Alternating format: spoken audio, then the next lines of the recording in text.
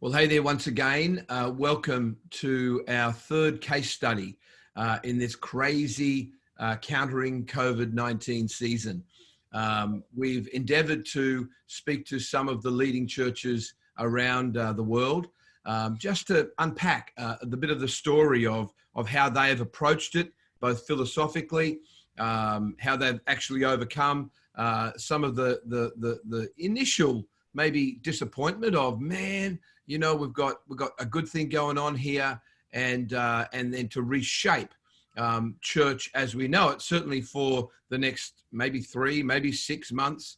I'm joined by my great friend, Galen Davis, who's the lead pastor of Cornerstone Church in Nashville. Beautiful city, Nashville. Hi, Galen. Great to have you on, buddy. I love it, Michael. It's good to be here. We are still a beautiful city. It's actually 80 degrees Fahrenheit right now. Mid-70s going to 80s. We're going to have a beautiful sunny day. Still got the tornado damage in our city. I know. Wow. That's turned into the quarantine. So that's a double punch. You know, we in Australia here, we've obviously had the bushfires, and then it's like a boom, boom. Our Prime Minister has only been an elected Prime Minister for a relatively short time. He had the most severe drought we've had in generations. He had the bushfires. Then, would you believe, there were floods, and now COVID-19. So we're praying for our Prime Minister and your President and all the leaders of the free world and right across the world as they negotiate this crazy thing. Speaking of crazy things, you've only been the lead pastor officially for a relatively short time. Let me give you a context for those that are watching this recording. It's a beautiful church. Maury Davis, who is Galen's father, he raised up an incredible church, built the most beautiful facility. They are incredibly renowned around the community, a church of several thousand people. Pastor Galen, an outstanding leader in his own right, takes the reins. How long ago, Galen? October 28th, 2018. Wow. So literally November, December, 12, 13, 14, 15, 16. I'm in my 16th. This will be my 17th month. So just a little over a year. And then you at the helm. NATO, and then you have COVID-19. Welcome to the party. All jokes aside, people are hurting really, really badly, and I'm, you know, God is not in any way. This is not accidental that you're at the helm right now. How do you feel? Like, just be a bit candid, if you can, just in the sense of what were the feels for you as this thing approached? I know we all kick into leadership mode, but just give us a few moments of as you reflected on as this thing started to change, because it was a moving feast for a good 7 to 10 days. We had just had the tornado, and so in that there was a lot of crisis. There's a lot of city relationships we had already built, a lot of relief, a lot of direction. We had walked through that season. I was the only pastor that didn't jump to what I call Instagram fame, in the sense of our mayor asked us not to engage until they declared it a disaster zone. And so we followed our city's command, built deeper relationship during that, and then engaged when they said engage, and are still engaging today. So it was one of those, we got a little bit of flack whenever we didn't go to Instagram fame, but then a lot of repertoire with the people when they saw what the city had asked and the partnership that we had. Yeah. So it actually built our credibility and leadership. So I felt like that was a step up for us in that moment, of the people saying, okay, we trust you to patiently, thoughtfully, and prayerfully lead us in crisis. And then Corona starts breaking, the coronavirus, COVID-19. Just let me butt in there just a moment. When you say Instagram, sort of like doing stuff, getting it, here's what we're doing. Is that what you're referring to? Yeah. It's so what happened is, as soon as the tornado hit, we called the city officials, the mayor's office, and said, hey, what can we do? And they said, stand down. They said, we wish churches would stand down because more people get hurt in the aftermath. We don't have the electrical lines back up. It's a crisis right now for our teams.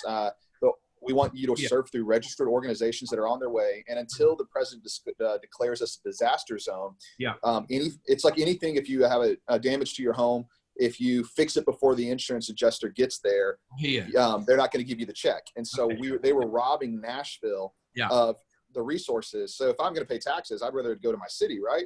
So sure. And so you're hurting the mayor's office. You're robbing them of what they need in this time. And so they asked for donations and they asked for financial support. So we did both of those and told the people to hold until Operation Blessing, Convoy of Hope, registered organizations got here and they released us to serve. I hear it. Everybody ran out and got their Instagram pictures, and now they're not doing anything. I hear. And so when finally the dust settled, we were known as the thoughtful church, the prayerful church, the meticulous church that actually partners with the city instead of making their name famous. So I got to lift up in my leadership cred with our people. And for a young leader, that's helpful in this situation. So what about COVID-19 when that hit? How was that on the inside for you? Gut wrenching. We had just hit this momentum and things are going really well. And people are, every comment's starting to be positive. I haven't had a negative email in 3 months, and people are excited. People are saying, even on weekends that we might've been down like 50 people, people are like, whoa, the church is growing. Did you see this Sunday? It's like they're seeing growth beyond what a number report is they're seeing new people. So they're excited. They're engaging. We're getting this momentum. And the tornado hit and it didn't kill us. It actually it helps in the moment of serving. And then all of a sudden it's like the rug just gets ripped out from underneath your feet and you get punched in the gut going, the tornado is great because it's not great, but metaphorically, it's great for churches because it's an opportunity for the light of Christ to be seen. Yes. COVID-19 is horrible for churches at the beginning because it's what's going to happen to the organization. So my shoulders, I'm sitting there going, we still have a mortgage to pay as a church, bills to pay. We have a staff that we pay. And so even just the basic, I'm looking at a Bobby and his wife, Joanna, and Otto and his kids, and looking at that going, man, the weight of having to look at them and say, guys, we don't know what tomorrow's going to hold. And as a nonprofit, I can't promise tomorrow. And so I didn't even have to say it. I didn't even say it. The team felt the weight of the moment. And it actually locked them into a deeper engagement. So there was a loss of breath. There was a time of tears and prayer. Just that struggle of God, what is going to happen? And the comfort from him saying, this is his church. And I know we all believe that this is his church, and we say those things and we believe those things. But now your belief had to line up with what you were actually going to do. Beautiful. Yeah. So okay, it happens, and I love that in terms of, and I think for some, and I get it, the temptation just to bounce straight into faith confession without having a moment of grief in order to clear the decks in your heart, in order to build a foundation to move forward. So thank you for sharing that. So once you got into that, what did you do in terms of building up a war room, some guys around you? Obviously, as an empowering leader, you let them do their thing. Track us through just the next couple of days once you got your heart settled, got the word of the Lord in terms of, come on, let's move forward. What happened then, Galen? The first thing I did, the first day, I disconnected from everything. And I try to go up before I go out. Beautiful. And so I disconnected and ignored everybody. Phone calls, everybody's texts, the staff's probably going, what's going on? And I call it the mountain. You got to go Moses to the mountain. You got to get away. I disconnected, and I had to deal with me before I could lead where I needed to lead. So I had to make sure, because I'm an emotional leader in the sense of I can wear my heart on my sleeve. I can, be more frustrated than I need to be. I can, if I don't prepare myself if I don't have the meeting with these guys, or I get to vomit and just get, Bobby all the time will look at me and say, you got that out of your system? Just get that out. Let's get that out. Whether it's silliness or it's anger or it's hey, get it out. And so I can, tantrum and stuff.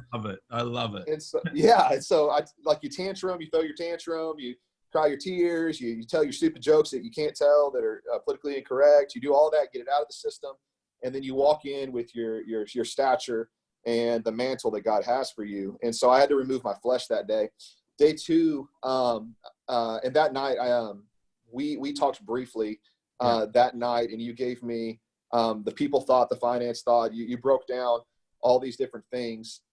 And so day 2, we weren't under quarantine yet. We were under suggested movement, suggested social distancing. Our governor is a believer, and so he was kind of like, hey, we'd like it if you didn't do groups. So, if you could keep it to, less than 200 and preferably 50. And like they were doing all that. They didn't know what they were doing stuff, and try not to shut churches down. And so I decided that first weekend, in my spirit, I felt this is the last weekend we're going to be able to be together in any way, shape, or form. Mm-hmm. And so I walked in Tuesday. We called a staff meeting. We moved our staff meeting up to Tuesday. Monday's our day off. And Tuesday we pulled into the staff meeting room, and we put together a wisdom plan. We asked our seniors. We did a third service with our seniors with exactly the same message in the gymnasium in our facility.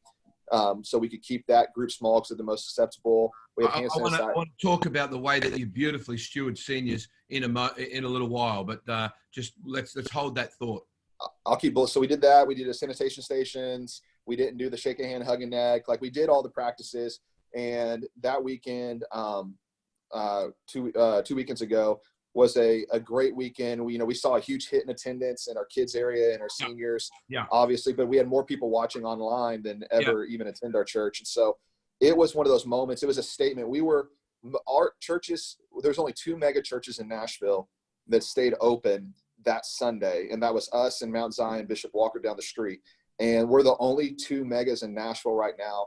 And I'm not saying this in a weird faith way, but we're the only 2 in Nashville that haven't had a reported case of the coronavirus in their congregation. And so I couldn't say we're people of faith and not do something that was in faith until the government said, so I left it in God's hands. I said, God, if you want us to, if we're going to do this, we'll leave it to our authorities. And so that weekend happened. And that's, I think, the next week. Last week was really the first week that reality started setting in. Sure. That this is not going to be the same.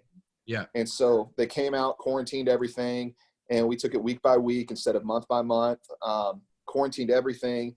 And so we engaged in that moment on a rampant social media services. We're recording kids services, youth services, adult services, thoughtful things during the week. It really, what happened is we tried to say, all right, how do we stay connected to our people? Yeah. And how do we keep our people connected spiritually to God? Beautiful. So it's been, we've been through a lot. So. Let me capture that thought. And again, that's always your go-to. This I know about you, your love for people and your love particularly for lost people.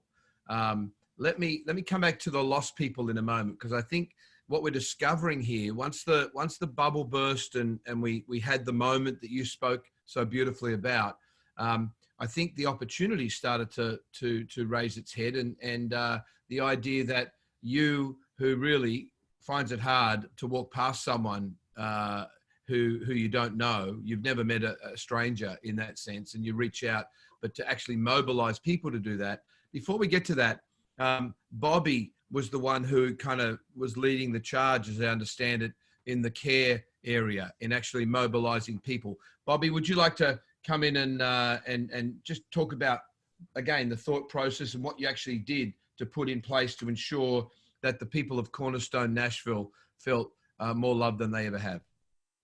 Yeah, absolutely. And that was kind of one of the things when Pastor Galen kind of reached out to us and kind of told us, like, kind of laid out what he was thinking and his plan to kind of move forward and kind of what these next few weeks might look like.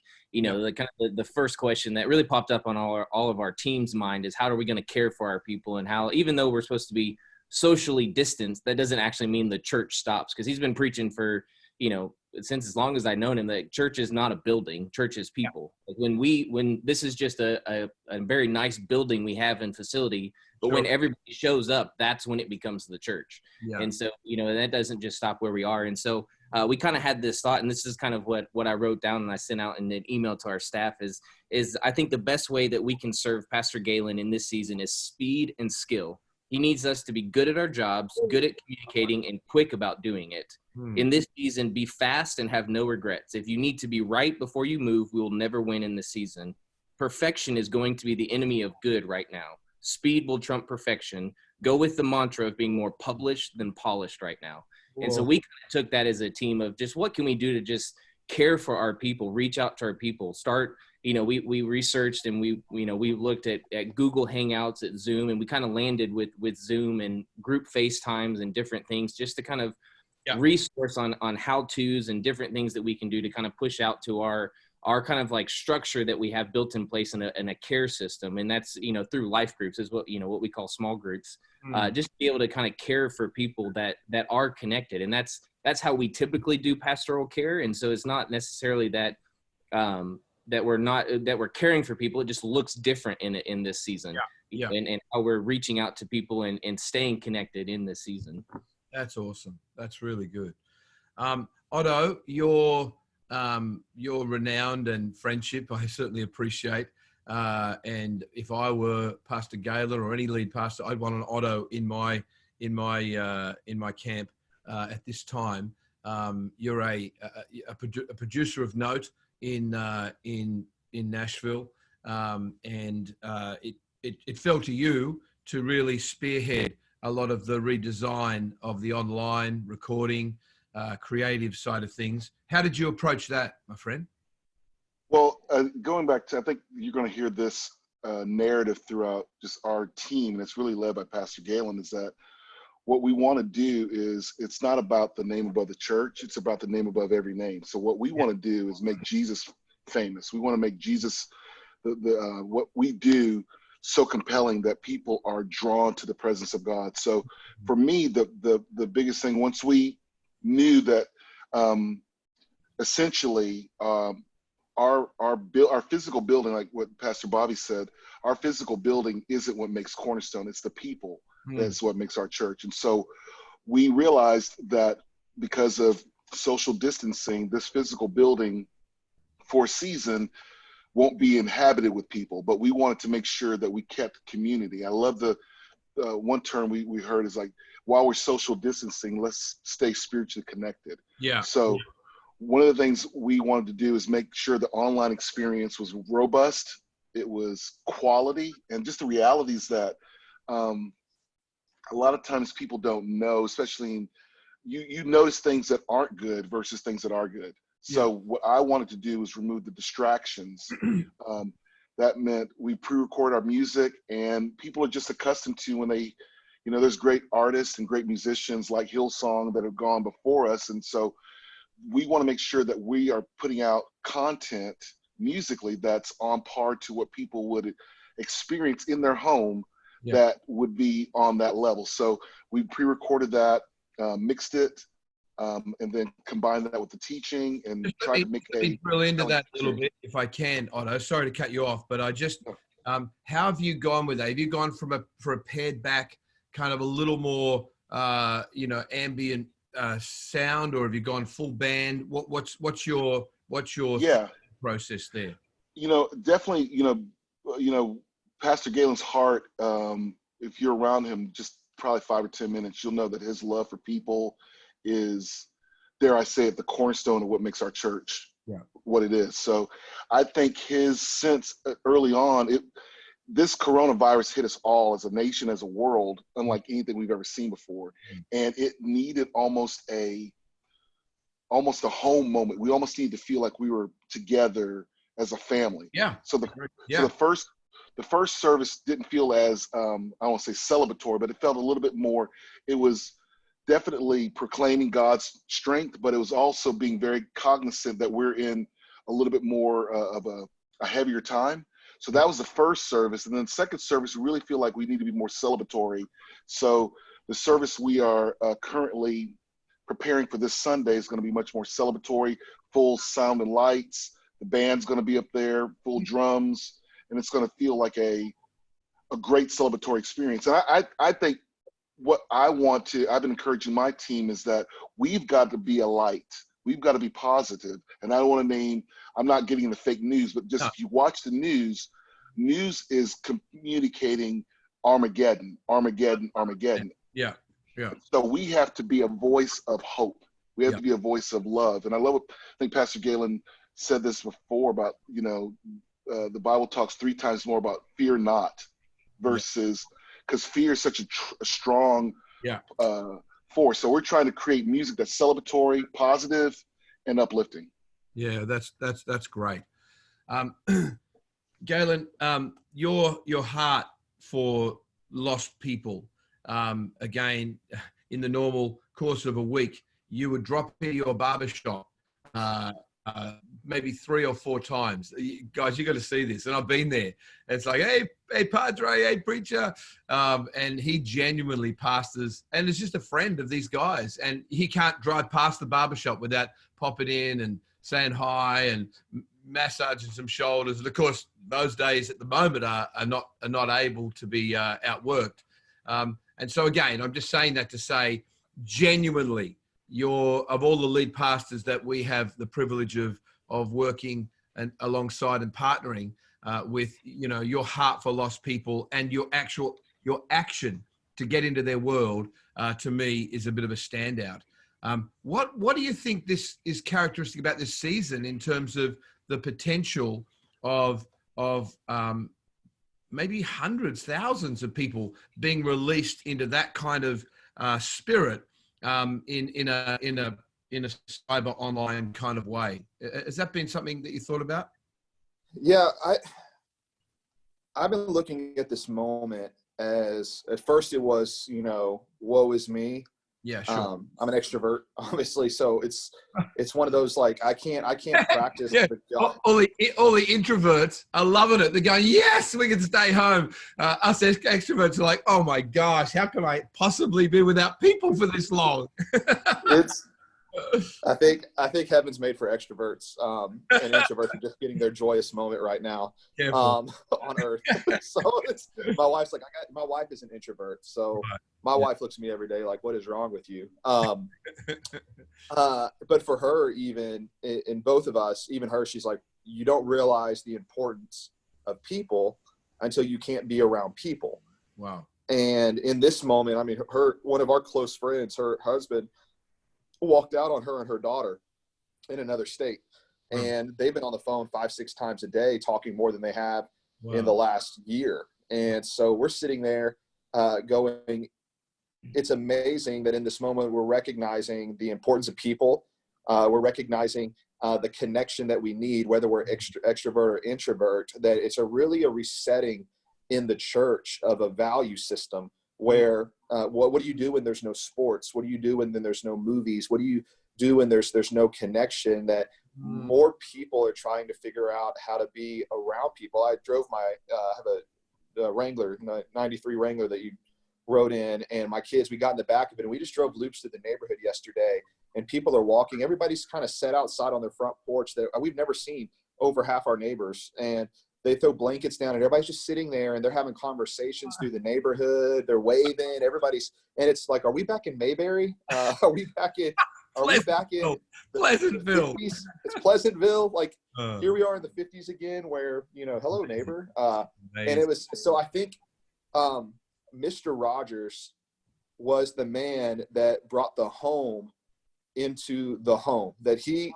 brought a connection. That his whole TV show connection was Mr. Rogers had the ability that people welcomed him into their home, and it's almost like he was there. And I think for churches right now, especially us, is going, I'm a touch person, so I like to be there present. But how do we get the invitation into people's homes? Well, they invite us in, and we're seeing more people watch than ever before, more people engaging than ever before, more people sharing their faith than ever before. And it's honestly, I'm seeing a decrease of the political posts from our church members that are political, and more of the encouragement that it's really resetting the soul of people on what's important, and people realize that relationship is important. And if the church is built around relationship, then that makes the church the actual place of refuge when it opens back up. Wow. Amazing. Amazing. Feel free to jump in, any one of you, on some of these, but crisis is the mother of innovation, of forcing us to get outside of ourselves. I know I've heard all week, as I've spoken to and connected with literally hundreds of pastors. I've probably been face to face with 10 or 12 every day, not face to face, but on Zoom and phone calls and FaceTimes and so forth, but hundreds of others as we communicate online. And the number of people that said, man, I didn't know I had these creative people. I had this dude who's a videographer. I had this other guy who's a social media guru. I didn't even know they were there. And they've come out of the woodwork to help. What would you say to creatives right now in terms of this season in serving their pastor's vision, and how in some ways they come into their own? Yeah, for my team, because I speak to a lot of the creative, or all the creative here, and one of the things I shared with them is that it's a quick story. I had a neighbor of mine that had a Dunkin' Donuts franchise in our area, and then I mentioned one day, "Oh, you get to bring Dunkin' Donuts home." She says, "We don't bring product home," and I laughed. I thought of Dunkin' Donuts as food. They think of it as product, and then it hit me that companies like Dunkin' Donuts makes product, and maybe Pepsi makes product, but if you look at Apple, they do innovation. And I feel like in this day and age, churches are having to be more innovative. The message doesn't change, but the way we can communicate it is much more, has to be more innovative. So I love this. I talked with Pastor Galen the other day. I said, I'm built for this stuff. This is, these type of, as a creative, we love these challenges and opportunities to better communicate. And going back to my old days in the music industry, before the 2008 financial crisis, I dealt with a music industry that was already declining. So I'd learned to adapt, and I would tell my team, hey, we're no longer a record company, we're a content company. So I think when we're looking at church, we're not just preaching, but we're also keeping community. And so how we do that has to evolve and change. You're muted. You're muted. Thanks, Galen. On that point, what are some of the creative kind of thoughts that you guys have taken out for a spin over this time? And I particularly want to talk about your seniors. You've got a stunning group of senior folks that love you. They loved your dad, but they love you, and you've been able to engage with them. Give me some of the other thoughts that you've come up with that you're engaging with right now. So we start with the lens of connection and people, and how do we serve those people? And then we had to, in that lens, go through demographics as well, because every demographic is reached differently. Not everyone has the ability to stream online church. Not everyone is on Facebook. Not everyone is on Instagram. Not everyone has the ability to do a Zoom call, depending on their income or their age.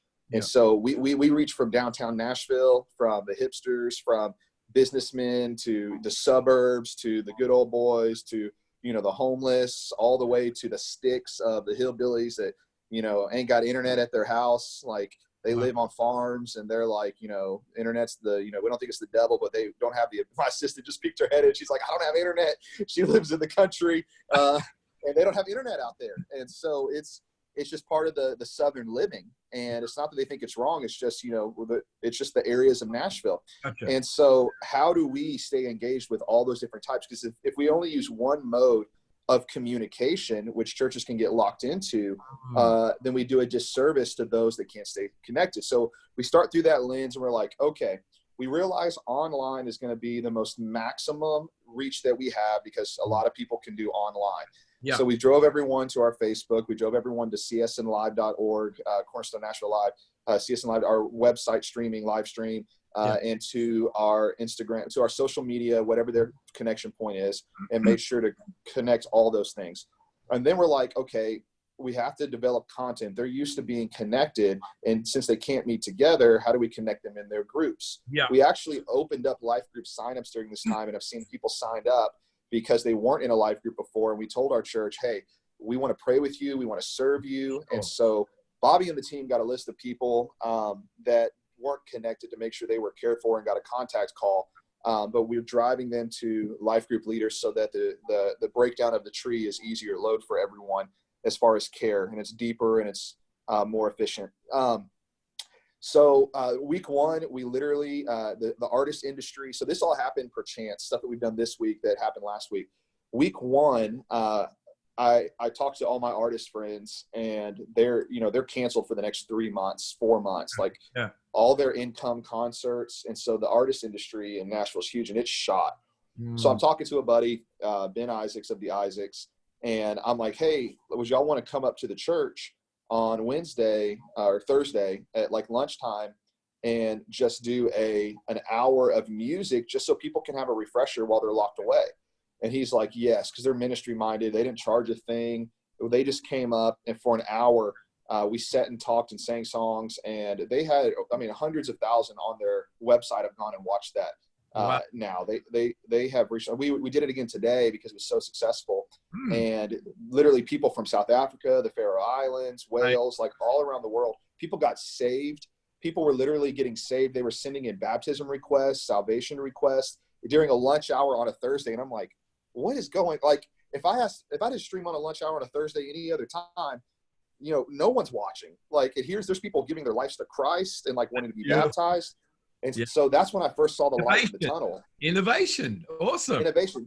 I'm like, that was the light in the tunnel for me, going, hey, the gospel is still being preached beyond just caring for people, but reaching people. And then we started becoming a hub for other churches because of our technology. We filmed multiple churches in our area, their church services, their worship, their sermons, so that they could have content to stream. Because we're in it together, and a lot of churches may go under, and we don't want that to happen. And so we were able to do that. And then Sunday we had our services. We did the living room set worship. We did a real soft, like very hope giving moment. We're gonna morph that every week. We're gonna see what the feeling is. I think everyone's doing that, just working out what actually connects in that regard. And I think every week's different right now. I think every week is, there's different temperature gauges in the nation. There's different cultural, depending on your city. So we're trying to love our city, because that's where our harvest is going to be, and not reflect others just because it looks better or it feels better to me personally. So we started that, and then also the DVDs. We had to explain to the media team what a DVD was. And, so unpack that, Bobby. Why did you use DVDs? And what is a DVD? Only joking. It's like a cassette tape. I remember that one. Yeah, I still play that in my boombox, right? Yeah. It was great. Go ahead, Pastor Galen. No. It was so Bobby and them called all the seniors, and we asked them, because we had to realize seniors don't know how to work technology. Now, some of them can work technology phenomenal, but most of them don't like technology. They have flip phones. And so we set out a task force to go to their homes to help them set up online church, the ones that had internet and computers, where all they could do was click a button and it would pull it up. And then there was another group that don't have computers, and they have DVD players, that little disc that plays movies from back in the day. Brilliant. So on Sunday morning after first service, Bobby, who has also done media at the church before, he took the first service and downloaded it and burnt it to DVD, because I preached live the first week, like a State of the Union. And so he downloaded it to DVD. When we got done with second service, he handed us the DVDs, and we went and delivered to our seniors that don't have technology their church service on Sunday. One of them looked at me, they said, I thought I would get this on Monday. And it was like, no, we want you to have church on Sunday with the rest of the church. Beautiful. So we served them through that. And you've done so you had, just to capture that moment, you had the concert kind of deal, which you could do, connected to some of your If you've got a family that's good in that regard, they could film that from home, upload it to Vimeo. You could throw that out there. You did that on the back end of a bit of a dinner party that you and your family held and encouraged a virtual dinner party around the church. Did I hear that right? Yeah, that's happening. That's actually happening this week. So it's been interesting. We've had families record crafts they're doing at home with their kids, wearing their Cornerstone Kids shirts, and they're sending in 5-minute craft things, what they're doing with their kids. And so the kids' social media is like posting ideas. Every morning you wake up, you get a devotional, worship videos, and craft ideas for at home from our kids' ministry. Wow. We're doing devotionals from the staff. Well, so this week what we've done is Wednesday night we had online communion with me and Talitha in our home. And so we did communion with our church online. Tonight we're doing drive-in church. And what? So we got Hang on. What? Like drive-in church. So we've got an FM transmitter that goes to radio. And if you've ever been to a drive-in movie back in the day, before we had TVs in our home, you drive in and now movies. Yeah. So it's like a DVD. It's like a DVD. And so drive-in movie, and now you can turn your radio station to whatever radio station they've set with their transmitter and have the audio in your car from the movie. So we have an FM transmitter, and tonight we're going to do in our parking lot, people can drive in like the drive-in movie, park their cars. We're going to have live worship, a message, honk if you love Jesus, turn your hazard lights on if you need prayer and you're in a bad place, flash your lights for an amen. Like, we're just going to do something fun. People want to get out, but we have to keep social distancing. So it's going to turn into a drive-in church service tonight. Friday night, we are doing a Shabbat Sabbath dinner. We're going to walk.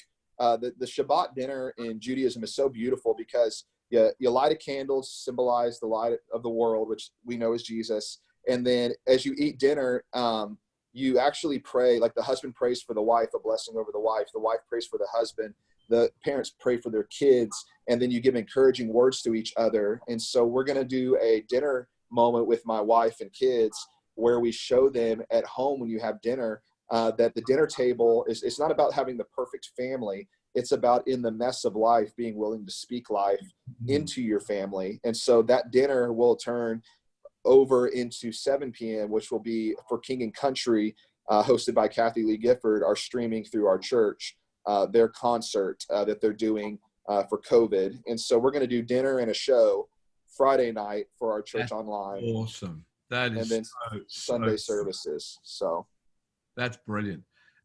What about further interaction with the city, Galen, in terms of, the testing centers and so forth? What was that about? Yeah, Lieutenant, well, we had services the first week, and then they started clamping down the next week, and the Lieutenant Governor called and was just like, hey, he's like, you doing services again? And I'm like, well, that depends on what you're going to say. If you tell me not to, I'm more than happy to submit to my authorities and not do it. Yeah. I said, and actually I would prefer if you would just tell me what you want, because I don't want to make y'all mad, but I also don't want to be the lack of faith guy. Sure. Yeah. And so it's great whenever they tell you to shut down, it's great. If you shut down in fear, not good. And so he was like, well, it'd help out a little bit. And I was like, I got you. He says, and secondly, when we start setting up testing centers, can we use your parking lot as a testing center? And I'm like, absolutely. Yeah. And so that happened. We're in contact with the mayor's office. Cool story. I think I told you this last night on our consult. In the middle of this, everybody giving, is scary. Some churches have hit 60% hits, 50% hits, 40% hits. Yeah. And in the middle of this, I had a guy call and he said, hey, he runs a nonprofit grant that we connected through a friend. And he said, I was thinking about you. For most people, I'm giving 20 grand away. For you, because I know your connection with the city, I'll give up to 50 grand. I don't want to give to support the church in the sense of paying your bills, but what can we do in Nashville with a tornado and COVID? So immediately, if you know the heartbeat of your city, you know the needs of your city. Immediately, I was like, well, the Bridge Ministry, our largest homeless ministry that's ran downtown, had taken a 12 grand hit in their generosity that serve our homeless during this time, which tornado and COVID has affected. And then immediately Metro Schools is running out of food. A lot of kids only get one meal a day. when they're in schools, a lot of harder hit areas. And if they're running out, they're not able to keep up with that. They have pickup locations for those kids, but they don't have enough food for that. And then the lastly was tornado disaster relief. Everybody's forgotten about the tornado. Everybody's into their own fear, and they're still hurting families with sanitation products and hygiene items and baby formula and needs like that. And so I rattled off those 3 on the phone to him. He's like, put it on a piece of paper. And so I put it on a piece of paper and sent it to him. So he's sending us, I only requested 27 grand because I want to, when you're working with a new donor, I don't want to, extend the full ask in the sense of, right. Yeah. So, so in this moment, he says, I want to position your church to continue to serve your city at the level you've been serving your city, so that you can have the resources to make it through the storm, but you don't have to stop the outreach. Yeah. And so God moments. So I was able to call Metro Schools and say, we're going to bring you $10,000 to help with the food. The lady wept on the phone. I was able to call Candy Christmas and say, we're going to give you 12 grand. And she broke down. I mean, it was just amazing moments of people saying, wow, this church doesn't stop. Beautiful. And that's the encouraging thing in this, is that we still get to do what the church is called to do beyond pay the bills. And so I think that's beautiful, Galen. And I think that, for many of us, this first couple of weeks is a bit of hunkering down. Okay, how do we get online, Otto? How do we care for our people, Bobby?